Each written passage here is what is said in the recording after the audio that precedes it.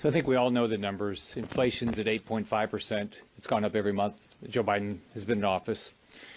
The producer price index is more than that. We've seen interest rates going up. We saw a reduction in the GDP, which shocked everybody, down 1.4%. And we see the Biden administration basically does nothing. Secretary Raimondo from Commerce testified last week, and I asked her what she was doing on inflation. She said, "Oh, that's the Federal Reserve's problem." I asked Pete Buttigieg what he was doing, didn't have an answer. You listen to the Biden administration, they have no plan. They have no plan to deal with inflation.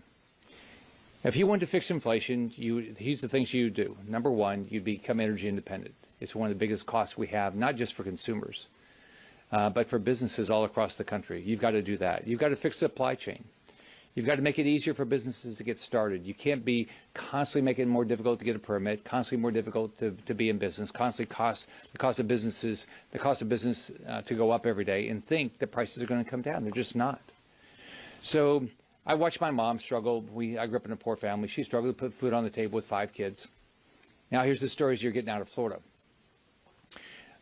We have way more people going to food banks that had never been to a food bank before because the food costs have just skyrocketed. We have small businesses that can't get their products now, and so they're having to shut their doors.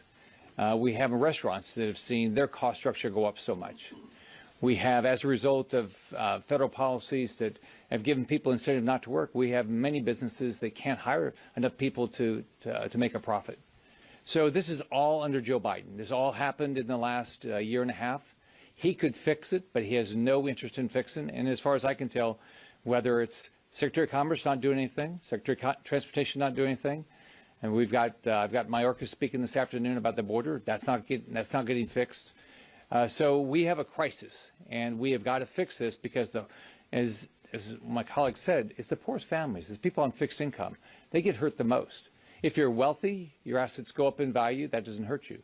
But if you're trying to make ends meet and you see your costs go up 8.5%, 10%, and your wages not going up that fast, which they're not in this country, it's really having an impact not just on the poor, but also those that are not seeing their income go up at all because they're on fixed income.